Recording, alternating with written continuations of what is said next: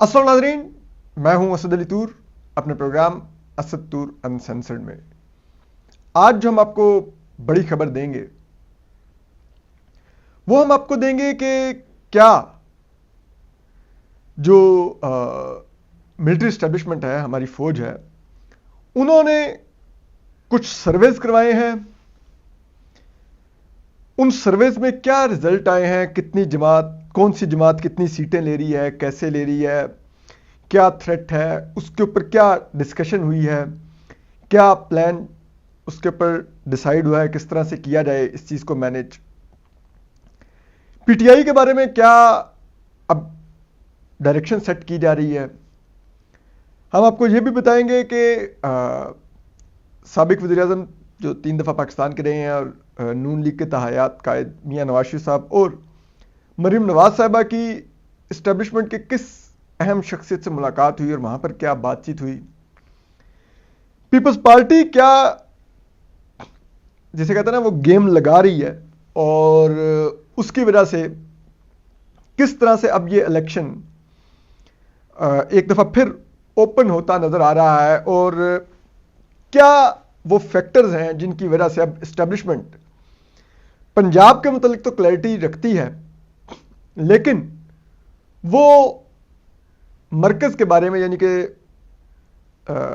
Centre के बारे में वो अपनी पॉलिसी उसने बदल ली है या वो कंफ्यूजन का शिकार हो गया। ये सारी आपको आज अंदर की खबरें देंगे कि क्या हो रहा है पाकिस्तान में, क्योंकि अगले इंतखाबात अब 8 फरवरी को हैं और अब करीबन 2 हफ्ते मैक्सिमम बचे हैं और अगर कैंपेन 6 फरवरी की रात को कंक्लूड होनी है तो उस लिहाज से देखा जाए तो वो 2 हफ्ते से भी कम वक्त बचा है इस वक्त। तो इस चीज़ के लिए आपको मालूम है पीटीआई से इलेक्शन सिंबल बैट वापस ले लिया गया।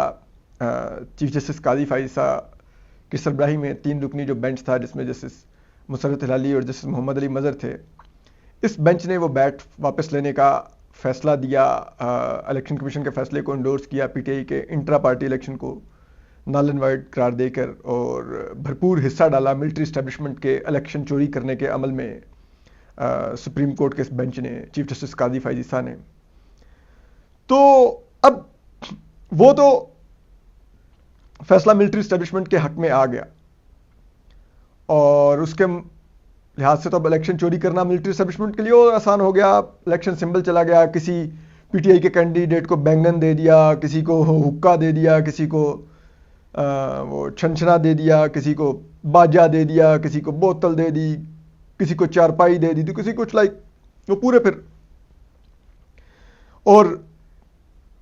फिर हुआ क्या? हुआ ये कि मिलिट्री एस्टैब्लिशमेंट इससे काफ़ी पुरुमीद हुई कि यार अब तो हमारे लिए गेम बिल्कुल आसान हो गई है, पीटीआई का वोटर कंफ्यूज हो गया।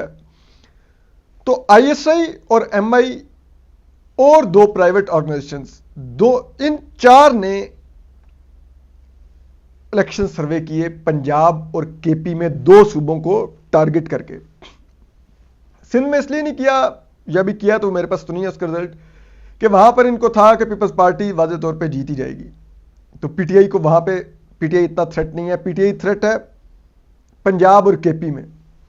बलूचिस्तान में अगेन वो सरदारों के साथ मिलकर गेम शेम करके, उधर तो मिलिट्री एस्टेब्लिशमेंट एक कर लेगी सब कुछ मैनेज, उधर मीडिया है, कोई नहीं कुछ जाने देते नहीं, तो उधर इलेक्शन चोरी करना is not a big deal. Issue Punjab और केपी है, जहां पर ना सिर्फ पीटीआई की वेव भी बहुत ज्यादा है बल्कि ये मीडिया और हर तरह से ऑब्जर्वर्स की भी नजर में होंगे, तो इधर से इलेक्शन चोरी करना एक आसान गेम नहीं होगी, रिगिंग। तो वो जो भी इलेक्शन चोरी करने की प्लानिंग थी उसके लिए जरूरी था कि सर्वे करके ये तो जाना जाए कि पीटीआई ग्राउंड पे किस हद तक अभी भी बड़ा थ्रेट है इलेक्शन सिंबल बैठ जाने के बाद भी, ताकि हमें पता हो कि हमने फिर उस लिहाज से चीजें मैनेज करनी है। तो जो आईएसआई का सर्वे था उसमें नून लीग पीटीआई से आगे नजर आई। जो मिलिट्री इंटेलिजेंस यानी कि एमआई का सर्वे था उसमें भी नून लीग आगे नजर आई पीटीआई से। फिर क्योंकि हमारे फौजी भाइयों को खुद भी अपनी काबिलियत का भरपूर अंदाज़ा है, हमें तो है ही है।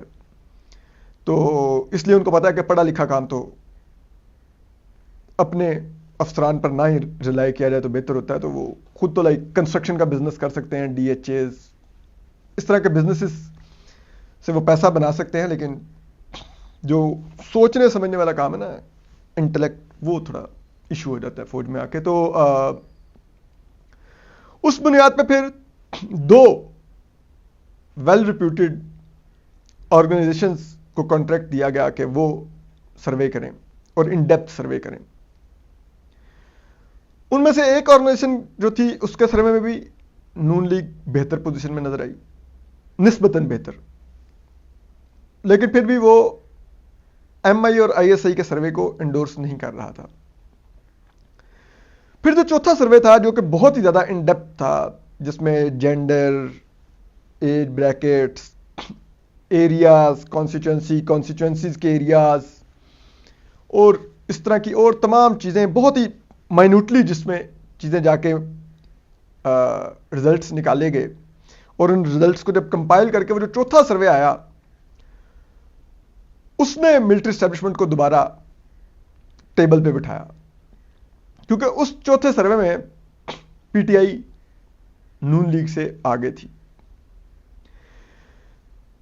बल्ले का सिंबल जाने के बावजूद। और फिर उन चारों सर्वेस को कंपेयर किया गया, उनको एनालाइज करवाया गया कुछ इलेक्शन एक्सपर्ट से।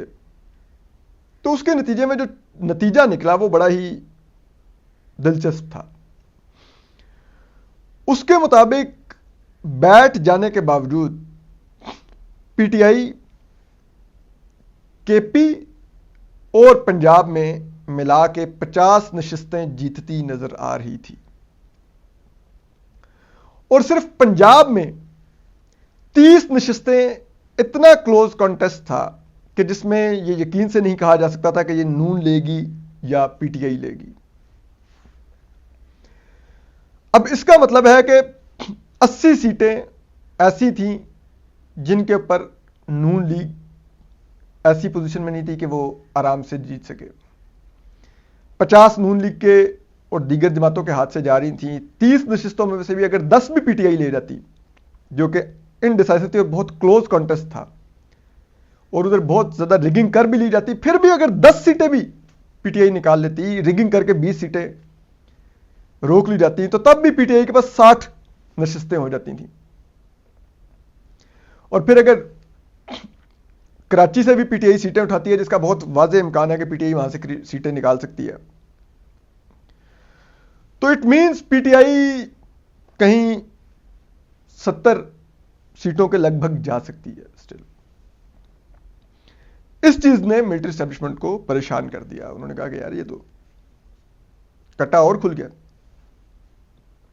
उसके बाद हुआ ये कि अब क्योंकि PTI बड़ा सिस्टमैटिकली अपने लोगों को बता रही है कि इलेक्शन सिंबल क्या होगा, कैसे होगा, कितना होगा, तो वो उन्होंने एक ऐप बनाई हुई है, अपनी वेबसाइट पे दिया हुआ है कि अगर आपने अपने हल्के का PTI का उम्मीदवार जानना है तो आप जाके वेबसाइट से चेक कर लें। जब आप चेक कर लेंगे तो वोटर को पता होगा कि हमारा PTI का उम्मीदवार ये है और उसके पास इंतखाबी निशान ये है, बैंगन है या हुक्का है या छंछना है या बाजा है या वट एवर जो भी है।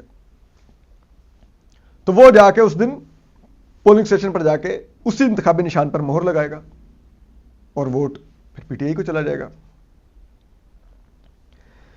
अब उसमें फिर पहले दर्जे के तौर पर यह कहा गया कि तमाम चैनल्स को मिलिट्री एस्टैब्लिशमेंट की तरफ से एक वाज़ेह हदायत जारी की गई। उन्हें कहा गया कि आप अब PTI के उम्मीदवारों को अपनी इलेक्शन ट्रांसमिशन में या अपने न्यूज़ बुलेटिन्स में PTI का उम्मीदवार कह के नहीं बयान करेंगे, आप उसको आज़ाद उम्मीदवार कहेंगे और आज़ाद उम्मीदवार लिखेंगे। PTI का नाम कहीं नहीं आपने यूज़ करना, ताकि एक PTI का वोटर हम जिस हद तक कंफ्यूज कर सकें करें कि PTI का पता नहीं हमारे हल्के में उम्मीदवार कौन है, ठीक है। दूसरा, कि इलेक्शन के बाद, क्योंकि अब चीफ जस्टिस काजी फाइसा के 3 रुकनी बेंच के दिए गए फैसले में अब इलेक्शन रिगिंग ना सिर्फ यकीनी बनाई गई है, बल्कि इलेक्शन अगर के बाद की भी जो रिगिंग है उसको भी यकीनी बनाया गया है कि आप हॉर्स ट्रेडिंग कर सकते हैं। आप बआसानी पीटीआई के जो उम्मीदवार जीतेंगे, लेकिन आज़ाद हैसियत में जीतेंगे, आप उनको जहांगीर तरीन या वट किसी के भी जहाज में लाद कर आप किसी भी पार्टी का हिस्सा बनवा सकते हैं। इलेक्शन से पहले भी आपने सुना है किस तरह प्रेस कॉन्फ्रेंसेज हुई और लोगों ने पीटीआई छोड़ के जहांगीर तरीन की इस्तेकाम पाकिस्तान पार्टी ज्वाइन की, तो इलेक्शन के बाद जो जीते होंगे उनसे भी प्रेस कॉन्फ्रेंसेज करवा के पीटीआई छुड़वा देंगे। तो उस पर फिर यह कहा गया कि हम यूं कर लेंगे। तो ये चीफ जस्टिस काजी फाइसा के फैसले ने यकीनन इसमें कंट्रीब्यूट किया है बल्कि। तो उसके बाद किया ये क्या कि ठीक है जी, अगर जीतते भी हैं तो हम इनको इधर उधर पार्टियों में धकेल देंगे, लेकिन उससे पहले ये यकीनी बनाएं कि इनका शनाख्त आज़ाद ही रहे, ताकि जब इलेक्शन के बाद हम रिगिंग, एक पोस्ट इलेक्शन रिगिंग में हॉर्स ट्रेडिंग कर रहे हो, इनको इधर उधर लेके जा रहे हो, तो कोई ये ना कहे कि यार देखो पीटीआई का उम्मीदवार ये तोड़ के फला पार्टी में लेके जा रहे हैं। सबको ये जी आज़ाद उम्मीदवार था, इसने अपनी मर्जी से कोई पार्टी ज्वाइन कर ली, पीएमएलएन या पीपल्स पार्टी या इस्तेकाम पाकिस्तान पार्टी या एमक्यूएम या जेजेफे या वट कोई भी पार्टी ज्वाइन कर लीजिए और फिर वो वफाक में हुकूमत का हिस्सा बन गया। अल्लाह खैर सल्ला। तो उसके ऊपर फिर जब ये स्ट्रेटजी सारी बनी, उस चीज को मद्देनजर रखते हुए, फिर अब ये भी था कि यार ये वो पीटीआई के लोग, फिर भी वोटर को पता तो है कि हमारा उम्मीदवार हमने कैसे ढूंढना है, वो पीटीआई की वेबसाइट पर या जो पीटीआई ने ऐप बनाई है उस पर जाकर ढूंढ सकता है अपना उम्मीदवार। तो उसके लिए फिर एक और काम भी किया गया। अब पीटीआई की जो वेबसाइट है वो पाकिस्तान में ब्लॉक कर दी गई है, ठीक है, कि पीटीआई का जो उम्मीदवार है वोटर को पता ही ना चले। यानी कि आप देखिए पीटीआई जलसा करे ऑनलाइन ट्विटर वगैरह पे तो पाकिस्तान में इंटरनेट बंद कर दिया जाता है, पाकिस्तान की डिजिटल इकोनॉमी को सख्त धचका पहुंचाया जाता है, ठीक है। ये मिलिट्री एस्टेब्लिशमेंट करवाती है। पाकिस्तान में पीटीआई की वेबसाइट बैन कर दी गई है, कॉर्नर मीटिंग जलसा उनको नहीं करने दिया जाता, ठीक है। और चीफ जस्टिस काजी फाइसा साहब की माशाल्लाह अंडर ये सब कुछ हो रहा है और वो कह रहे हैं जी लेवल प्लेइंग फील्ड। तो किस बात की लेवल प्लेइंग फील्ड? सबूत ला के दो क्या हो रहा है। बच्चा जानता है मुल्क में क्या हो रहा है, एक चीफ जस्टिस काजी फाइसा नहीं जानते क्या हो रहा है, बल्कि उन्होंने तो आगे बढ़ के मजीद हिस्सा डाल दिया पीटीआई से इलेक्शन सिंबल लेके। मिलिट्री एस्टेब्लिशमेंट की खूब मदद की चीफ जस्टिस काजी फाइसा ने। तो अब ये सब कुछ हो रहा है। अब हुआ ये कि जब ये गेम खुली के जा रही है तो यूं होगा कि बाद में उम्मीदवार तोड़े जाएंगे। तो फिर पीपल्स पार्टी ने कहा कि अच्छा आज़ाद उम्मीदवार है तो फिर हम भी आज़ाद उम्मीदवार लेंगे।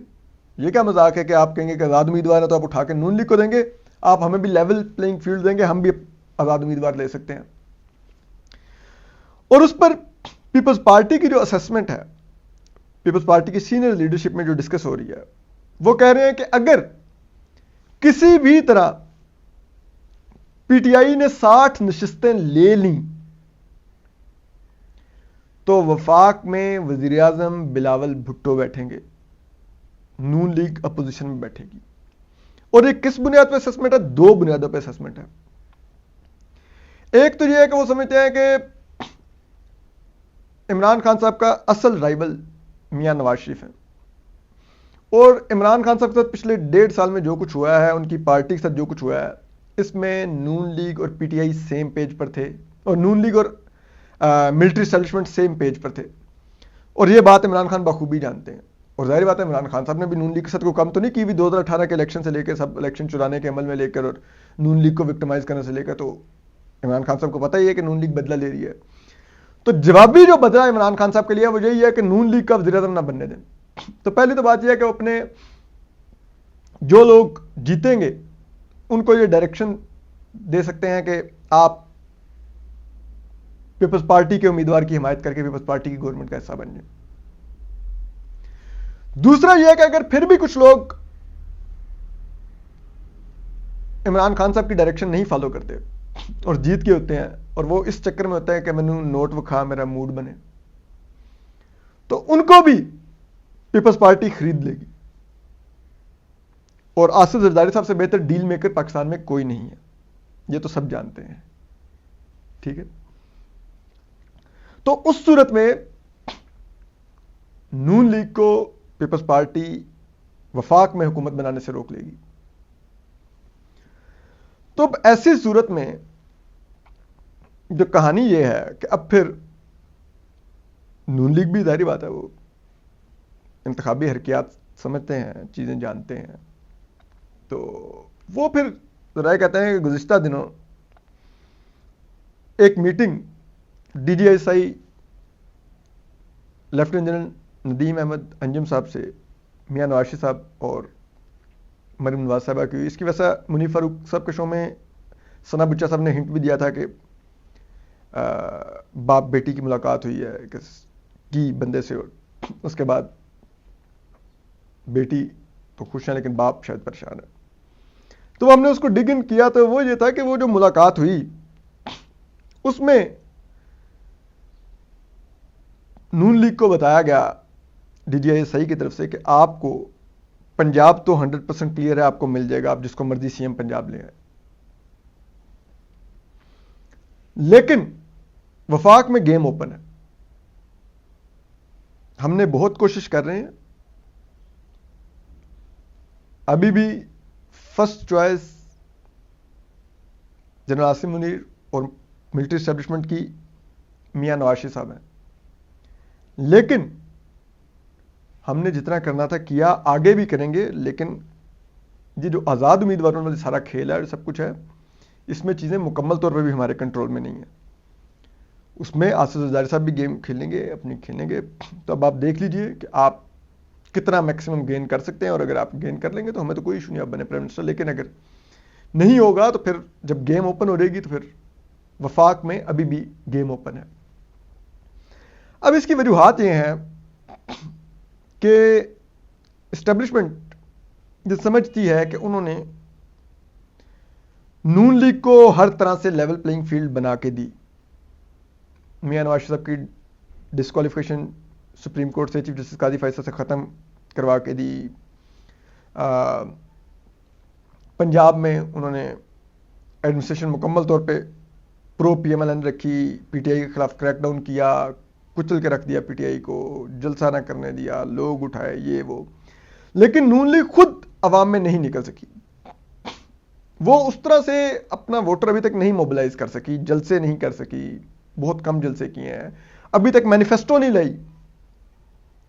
तो वो कह रहे हैं कि तुम क्या करें भाई, क्या बगैर इलेक्शन करवाए ले जाके इनको प्राइम मिनिस्टर ऑफिस में बैठाएं, कुछ तो ये भी करें। और फिर तीसरी चीज ये है कि जो एस्टेब्लिशमेंट में एक और बहुत बड़ा फैक्टर है कि वो अभी भी नून लीग के ऊपर मिलिट्री एस्टेब्लिशमेंट डिवाइडेड है। मिलिट्री एस्टेब्लिशमेंट में अभी भी एक अंदरूनी चिट चैट चलती है, वो ये है कि भाई अगर हम क्लीन स्वीप करवा के मियां नवाज शरीफ साहब को लाएं, सिंपल मेजॉरिटी दिलवा के, और कल को हमारे इनसे मामलात बिगड़ जाएं, तो इमरान खान तो एक बंदर था, हमने जिस दिन गिराना था हमने गिरा लिया, सारे बंदे हमारे दिए हुए थे, हमने ईंटें निकाली तो इमारत जमीन पर आ गई। They are players. इनको 2018 में भी जब हम कट टू साइज कर रहे थे तो हम मुकम्मल नहीं रोक पाए थे, पंजाब में फिर भी यही लार्जेस्ट पार्टी थे। तो इनको गिराना इतना आसान नहीं होता जिस तरह इमरान खान साहब को था, तो इसलिए इनको सिंपल मेजॉरिटी तो नहीं देनी, और इनको कुछ कट टू साइज रखना है। और फिर दूसरी तरफ जो जनरल आसिम मुनीर साहब हैं, वैसे कहते हैं कि फौज के अंदर काफ़ी आर्गूमेंट होता है जब भी कोई इस किस्म का मैटर चल रहा हो, कोई इलेक्शन चोरी करना हो या कुछ हो, तो तमाम सीनियर जनरल्स बैठ के, जो फौज की टॉप ब्रास होती है, वो इस पर लंबी डिस्कशंस करती है, ब्रेन स्टॉर्मिंग करती है। लेकिन कहते हैं कि इस वक्त वो जो कंसल्टेटिव प्रोसेस है वो फौज में इस दफा कोई ज्यादा नहीं रहा। वो 9 मई के बाद खसूसन इख्तलाफे राय तो बिल्कुल ही कुचल दिया गया, फौज के अंदर कोई नहीं बोल सकता। और जो वैसे भी एक डिस्कशन होती थी उसमें भी अब लोग बहुत मोहतात हो गए हैं। तो पॉलिसी तो चीफ की चल रही है, लेकिन वो हमारी पंजाबी में कहते हैं कि टिड्डो तुम्हारा हर कोई जोर ला रहा है ना दोस्त, मतलब कोई हर कोई दिल से जोर लगा रहा हो कि बस सब चीफ की पॉलिसी को एग्जीक्यूट करना है। वो फैक्टर मिसिंग है अभी भी फौज के अंदर, कि वो जितना जोर इमरान खान साहब को लाने के लिए फौज ने बहैसियत इदारा लगाया था, उस तरह का जोर और डेडिकेशन फौज मियां नवाज शरीफ साहब के लिए दिखा रही हो, वो मिसिंग एलिमेंट है। और इसी वजह से ये ग्राउंड पे नजर आ रहा है कि अभी भी पीटीआई 50 से 70 सीटों के बीच में जा सकती है। तो इसमें अब ये बदलते सिनेरियो हैं। उसके बाद के कहते हैं कि जब का ये बताया गया है तो मियां नवाज शरीफ साहब काफी कंसर्न है। इस वजह से अब ये तो क्लियर नजर आ रहा है कि पंजाब में तो डेफिनेटली मरीम नवाज साहबा सीएम पंजाब आ जाएंगी, लेकिन वफाक में क्या मियां नवाज शरीफ साहब प्राइम मिनिस्टर बनेंगे, इस पर क्वेश्चन मार्क अभी भी बाकी है, क्योंकि फौज ने यहां पर अभी भी ऑप्शंस और गेम ओपन रखी हुई है। और वो ये समझती है कि अगर पीटीआई के 50-60 लोग जीत भी जाते हैं तो हम पूरी दुनिया को कह सकेंगे देखें हमने तो इलेक्शन बहुत आजाद कराया, पीटीआई के उम्मीदवार जीते कि नहीं जीते,